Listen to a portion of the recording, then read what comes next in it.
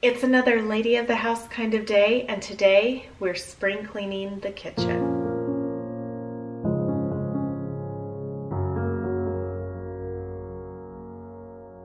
Welcome back, ladies.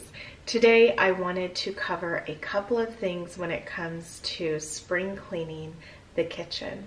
Please let me know in the comments below if there is something that you are going to be focusing on today, especially if you are following the lady of the house method, which is to go from room to room each day. Picking that one room that I already have on a list for you for the focus of the day and doing a little bit of deep cleaning.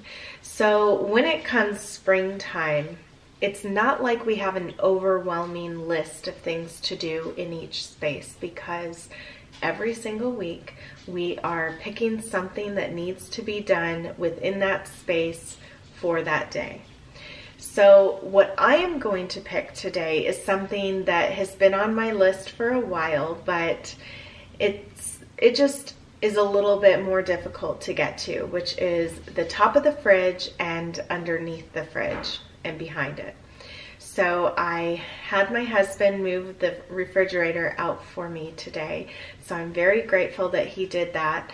And that is what I want to cover, because it's not something that I'm able to get to just on my own from week to week. And nor is it something that I really put a lot of focus into, because it's not something that I see every single day. So I think that there are those spaces that, you know, we can let slide, and we will focus on those things when we really have a lot of energy, like I do today, because I have all of this spring cleaning that I would like to get done, and I'm also going to be pairing this with a project. So if you have been with me this week, you know that I started in the bedroom, Tuesday was the bathroom, so today we are doing the kitchen. And this is following the lady of the house method, which is to focus on those specific rooms for those days. So if you would like a printout of that, as well as the cleaning cards that go along with that, you can go to my Patreon channel, which I do have those free to anybody who would like them. You just have to do a little bit of scrolling to find those items that are available to everyone. So let's get to cleaning.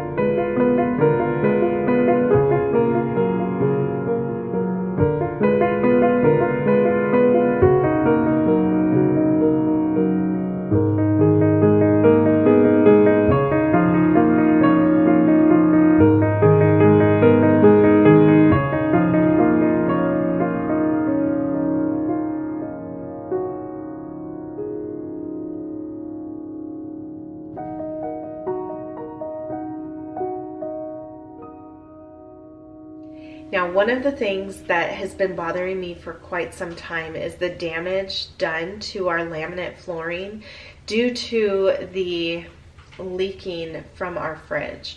We really need to defrost this fridge, but that's not going to be something that's going to happen today. So one of the things that my husband agreed to was to replace some of those pieces. So of course it's going to end up the same way if we don't get this fixed, if we don't defrost it very soon. So hopefully that will be something that he puts on his list of things to do.